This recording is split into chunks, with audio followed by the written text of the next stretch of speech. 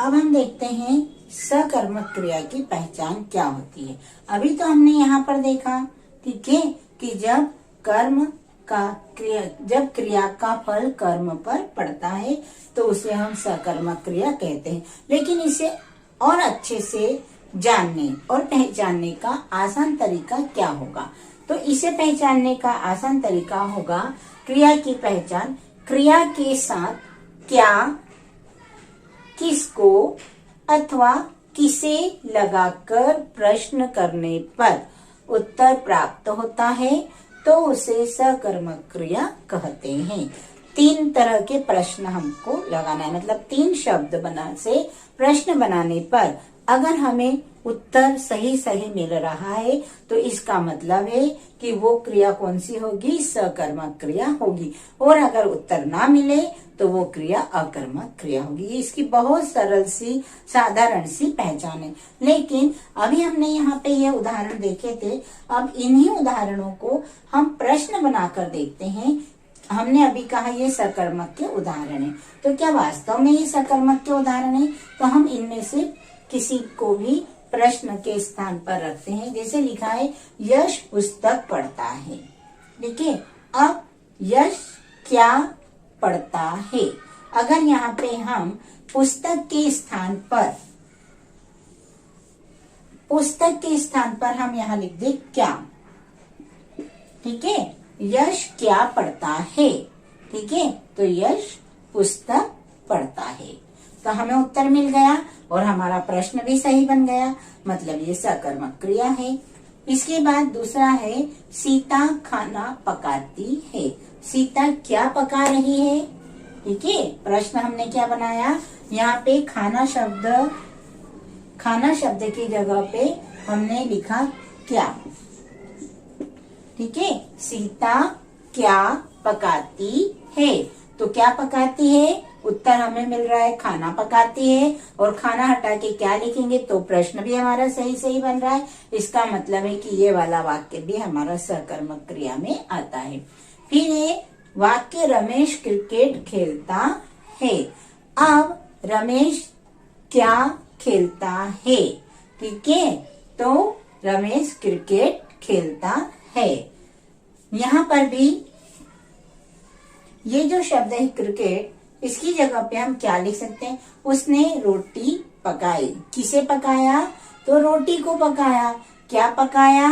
तो रोटी पकाई। अब क्या शब्द लगाने पर प्रश्न नहीं बन रहा है तो किसको शब्द लगाइए या फिर किसे शब्द लगाइए, और उनसे अगर सही सही प्रश्न बन रहा है और उसका उत्तर हमें मिल रहा है, इसका मतलब है कि वो सकर्मक क्रिया होगी। और जहाँ उत्तर ना मिले या फिर हम प्रश्न क्या, किसको या किसे, ये प्रश्न ही इन वाक्यों में ना लगा पाए तो वहां पर अकर्मक क्रिया होती है। अब अगर हमने यहाँ पे ये 2 वाक्य लिखे हैं, पहला है जोकर हंसता है। जोकर काम करता है, कौन सा? हंसने का काम कर रहा है, ठीक है। लेकिन अगर हम इस वाक्य में कहीं पर भी हम ये सोचे कि हम क्या, किसको या फिर किसी शब्द लगाएं और इस वाक्य को बनाएं, तो ऐसा संभव है। अगर हम क्या लगाएंगे तो कहाँ लगाएंगे? जोकर क्या है, अगर हम ये लगाते हैं, क्या लगाकर हंसता शब्द हटाते हैं तो हमारा वाक्य पूरा नहीं होगा। फिर अगर हम किसको लगाते हैं तो जोकर किसको है, ये भी नहीं हो पा रहा सही। फिर किसे शब्द लिखा है तो जोकर किसे है, तब भी वो सही नहीं होगा। मतलब यहाँ पर क्या, किसको, किसे, ये शब्द लगाने पर वाक्य पूरा सही नहीं बन रहा है। जैसा हमने यहाँ लगाया था यश क्या पढ़ता है, तो क्या लगाने पे वाक्य पूरा बन रहा था, सही बन रहा था, व्यवस्थित बन रहा। लेकिन यहाँ पर तो ये शब्द, ये वाक्य पूरा हो ही नहीं रहा। ऐसे ही गौरव सोता है, तो इसके अंतर्गत भी सोने का काम हो रहा है, ठीक है, कर्म तो हो रहा है, लेकिन कौन सा सोने का काम हो रहा है? क्या? गौरव क्या है, तो गौरव के बारे में प्रश्न हो जाएगा कि गौरव क्या है, तो उत्तर उसका क्या हो जाएगा? गौरव लड़का है, ठीक है। फिर गौरव किसको है, तो वो भी कोई सही प्रश्न बना ही नहीं, कोई अर्थ ही नहीं निकलेगा उसका। फिर गौरव किसे है, कोई अर्थ नहीं निकल रहा। मतलब कि यहाँ इस वाक्य में भी क्या, किसको और किसे लगाने पर कोई अर्थ नहीं निकल रहा है। प्रश्न हम न लगा पाए तो वहां पर होती है अकर्मक क्रिया।